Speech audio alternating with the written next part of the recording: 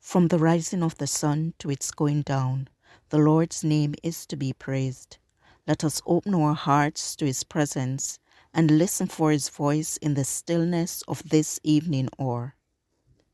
Our evening sacrifice, chapter 20, the inheritance of the saints, August 1st. Flowers, fruit, and animals.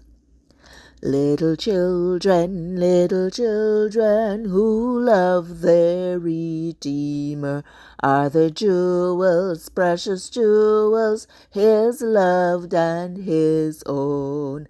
Like the stars of the morning, his brightness adorning, they shall shine in their beauty, bright gems for his crown.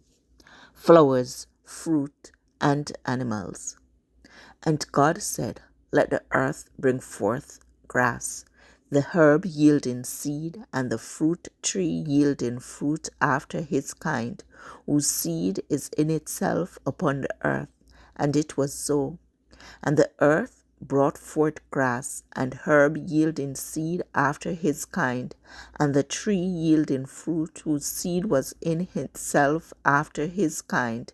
And God saw that it was good. Genesis 1 verses 11 and 12. I saw another field full of all kinds of flowers, and as I plucked them, I cried out, they will never fade. Next I saw a field of tall grass, most glorious to behold. It was living green and had a reflection of silver and gold as it waved proudly to the glory of King Jesus. Then we entered a field full of all kinds of beasts, the lion, the lamb, the leopard, and the wolf, all together in perfect union. We passed through the midst of them, and they followed on peaceably after. Then we entered a wood, not like the dark woods we have here. No, but light and all over glorious. The branches of the trees moved to and fro, and we all cried out, we will dwell safely in the wilderness and sleep in the woods. We passed through the woods, for we were on our way to Mount Zion. On the mount was a glorious temple. There were all kinds of trees around the temple to beautify the place: the box, the pine, the fir, the oil, the myrtle, the pomegranate. The fig tree bowed down with the weight of its timely figs. These made the place all over glorious. And I saw a table of pure silver. It was many miles in length, yet our eyes could extend over it. I saw the fruit of the tree of life, the manna, almonds, figs, pomegranates, grapes, and many other kinds of fruit. I asked Jesus to let me eat of the fruit. All come forth from their graves, the same in stature as when they entered the tomb. Adam, who stands among the risen throng, is of lofty height and majestic form, in stature but little below the Son of God. He presents a marked contrast to the people of later generations. In this one respect is shown the great degeneracy of the race, but all arise with the freshness and vigor of our eternal youth, restored to the tree of life in the long-lost Eden.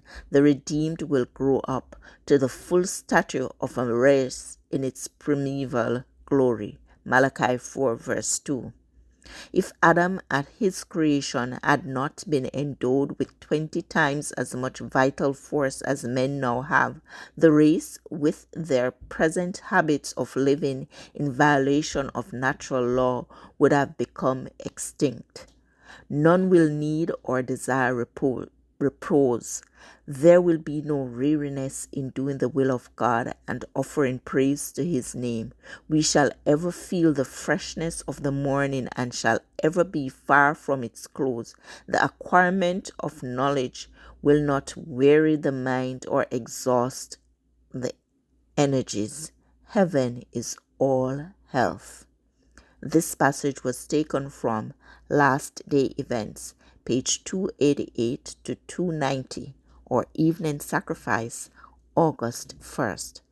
When he cometh to make up his jewels, all his jewels, precious jewels, his loved and his own.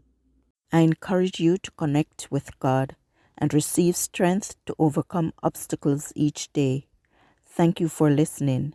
Please join us tomorrow as we offer up our evening sacrifice.